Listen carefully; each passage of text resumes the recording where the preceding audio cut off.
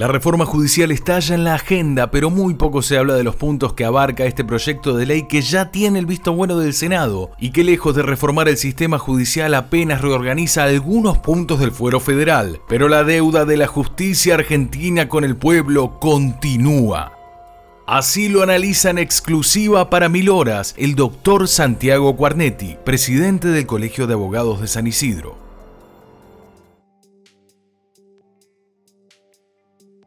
El proyecto en un primer momento, es el proyecto bajado desde el Poder Ejecutivo, planteaba la fusión de los fueros penales, es decir, el penal económico federal junto con el criminal y correccional federal, Comodoro Pi más penal económico, y por otro lado también planteaba la fusión del contencioso administrativo y del civil y comercial federal.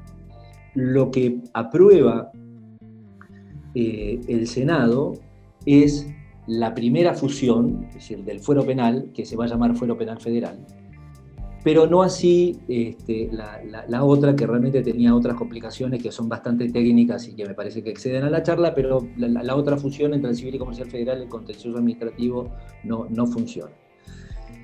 A la vez, genera la creación de 23 nuevos juzgados penales federales. Es decir, que de pasar a tener 12 juzgados criminales y correccionales federales como tenemos hoy, pasaríamos a tener, sumando los penal económico y sumando los nuevos que se crearían, 46. A la vez se crean dentro del ámbito, todo esto dentro del ámbito de la Ciudad Autónoma de Buenos Aires, ¿no? O sea, de la antigua capital federal, en donde está la parte más fuerte de la justicia federal. Se crean también nuevas fiscalías y nuevas defensorías. ¿Esto con qué tiene que ver? Esencialmente con tratar de poner en marcha el nuevo Código Procesal Penal Federal. Nosotros tenemos un Código Procesal Penal bastante antiguo, pero un código de marcada naturaleza inquisitiva. Es decir, es el mismo juez el que investiga, el que tiene a su cargo la investigación de los delitos, la producción de la prueba para la investigación de los delitos, la acusación, y es ese mismo juez que tiene que hacer la investigación, el mismo juez que después va a tener que fallar respecto del caso concreto. Es decir, ¿existió delito, no existió delito? ¿Tenemos culpable, no tenemos culpable? Y en tal caso, si existió delito y tenemos culpable, ¿qué pena qué sanción o qué pena le cabe? El nuevo Código Procesal Penal Federal, que ya fue sancionado estamos en el 2020, fue sancionado en el 2017, tiene otro esquema de funcionamiento, en donde pone la investigación de los delitos y la generación de la prueba y la acusación en poder de los fiscales, y deja en manos de los jueces solamente la resolución, es decir, tanto de la fiscalía, que es la que acusa, como de la defensa, que es la que defiende. Y el juez lo que tiene es un rol bastante más razonable y más acorde a nuestros tiempos y más acorde a nuestro sistema constitucional, que el terciario y el de ser un tercero imparcial y ecuánime frente al conflicto con la ley penal. Este sistema, que se llama sistema acusatorio, todavía no está, por lo menos no en la ciudad de Buenos Aires, en funcionamiento. Sí está en funcionamiento en las provincias de Jujuy y Salta, y está teniendo buenos resultados allí. Hay otra cuestión que no es menor y que tiene que ver con la participación de la víctima en estos tipos de procesos, que también nosotros creemos que es necesaria, porque muchas veces la víctima, o digamos en la historia judicial argentina y en la historia judicial de muchos de los países que siguen nuestro sistema judicial, que salvo los anglosajones son casi todos los otros, es decir, en los europeos es muy parecido y en Latinoamérica también, la víctima está invisibilizada, o los familiares de las víctimas estaban invisibilizados, y a partir del nuevo Código Procesal Penal Federal a nivel nacional y en la provincia de Buenos Aires se le está dando a la víctima la posibilidad de ser oída y de incluso de ser parte dentro de las contiendas penales o de los juicios penales. Hay otra cuestión que tiene que ver con este proyecto, y que es algo que en principio se ve positivamente desde la abogacía y particularmente desde el Colegio San Isidro, que tiene que ver con la federalización o con una mayor federalización de esta justicia federal. La justicia federal tiene su fuerte en la ciudad de Buenos Aires, pero es una justicia que territorialmente abarca todo el territorio nacional. Lo que pasa es que ese intento de abarcar todo el territorio nacional dejaba muchísimas veces juzgados federales que son multifueros, porque capaz un juez federal tiene que tratar temas penales vinculados al narcotráfico, temas penales vinculados a cuestiones de corrupción, temas de derecho previsional vinculados con jubilados o con gente de edad avanzada y por supuesto en situación de vulnerabilidad que necesitan tener una sentencia relativamente rápida respecto de si pueden acceder o no a una jubilación ordinaria, y también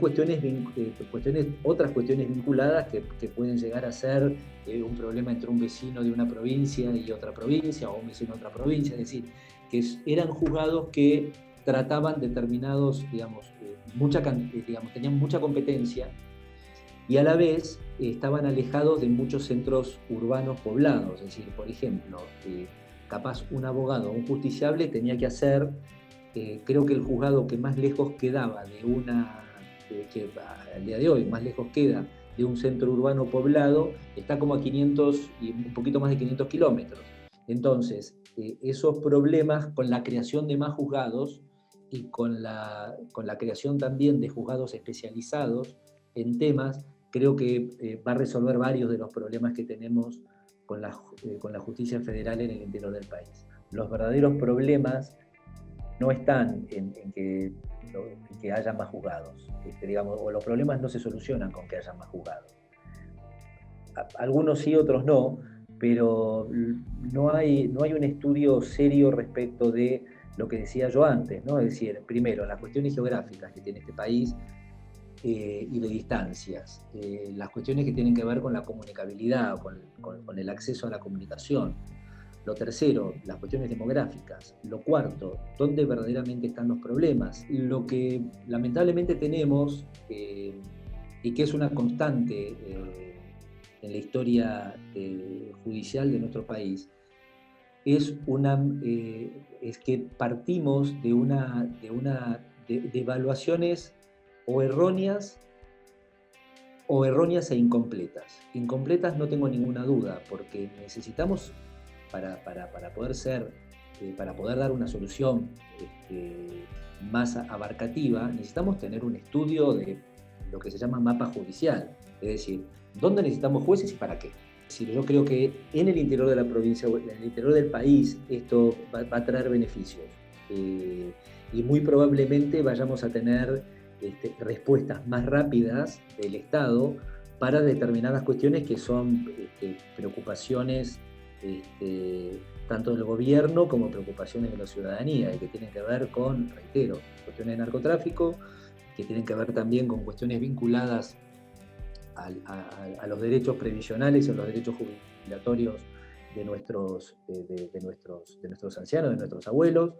y que tienen que ver también con situaciones de corrupción, corrupción estatal y corrupción privada, que normalmente están vinculadas entre sí, porque no es que solamente la corrupción viene de la política. Lamentablemente, la historia argentina reciente, pasada e histórica nos habla de de sistemas que lamentablemente no funcionan, sistemas de control que no funcionan, y en donde están vinculados,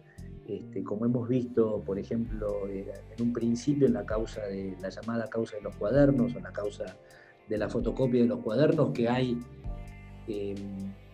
temas en donde había cartelización de la obra pública. Tenemos un problema que debemos poner arriba de la mesa y que tiene una solución que es judicial, porque los culpables tienen que pagar las culpas a la sociedad, no tengo ninguna duda, no tiene que haber, digamos, la ley del arrepentido me hace muchísimo ruido como hombre de derecho. Creo que tiene que haber un castigo para quien se equivocó, tiene que haber un castigo para quien ha cometido un delito, sobre todo cuando ese delito impacta directamente en los bolsillos de los argentinos, en la cuestión que tiene que ver con nuestra confianza en las instituciones. Es el Poder Judicial para mí quien tiene de alguna manera la enorme responsabilidad, no de ser como el Poder Judicial y la Corte se cansa de decir el último intérprete de la Constitución. Para mí el Poder Judicial lo que tiene que ser es el último intérprete de la voluntad del pueblo, de la voluntad popular. Y la voluntad popular es ni más ni menos que poder confiar en sus instituciones y que haya una bajada de línea ejemplificadora que no tenga que ver con los cambios de vientos políticos o de tiempos políticos, sino que tenga que ver con el cumplimiento de la ley. Si vamos a generar desde, si este gobierno o el gobierno pasado, que también tenía un proyecto de Justicia 2020, ustedes recordarán que el Ministerio de Justicia de la Nación, cuando estaba a cargo del doctor Garabano, lanzó un proyecto y la verdad es que muchas cosas de ese proyecto eran muy valiosas y creo que se tendrían que haber llevado a cabo. No se llevaron a cabo por cuestiones políticas o no se llevó a cabo porque, sinceramente, porque a nadie le interesaba, por ejemplo, hoy poder enfocarnos en algo que es esencial para poder empezar a dar esta respuesta que la sociedad necesita. Y que es, si tenemos un poder judicial bicéfalo a nivel nacional, porque tenemos una cabeza que es la Corte y otra cabeza que es el Consejo de la Magistratura. La Corte maneja las cuestiones de gobierno interna, las cuestiones jurídicas, y el Consejo de la Magistratura maneja la plata. Tenemos un Poder Judicial que tiene dos cabezas. Y una de las cabezas del Poder Judicial, que es el Consejo de la Magistratura, tiene mayoría política. Y tiene mayoría política por una reforma del año 2006 que salió de la entonces senadora Cristina Fernández de Kirchner. Entonces, y eso estuvo mal. Es una reforma que rompió el equilibrio que manda la Constitución Nacional en su artículo 114 para que el Consejo de la Magistratura esté integrado.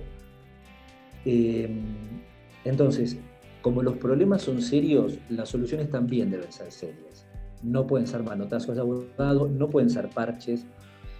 no pueden ser titulares de diarios, no pueden estar alejados de los problemas de la gente, no pueden estar alejados de las verdaderas preocupaciones de la gente, que son reales. Y esto es lo que me parece que le falta, digamos.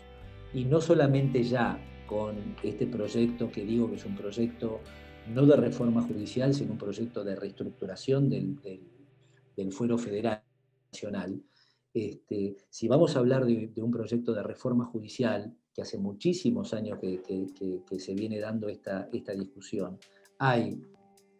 no quiero decir cientos, pero hay decenas de organizaciones no gubernamentales que han estudiado el tema y que están interesadas en el tema. No podemos pensar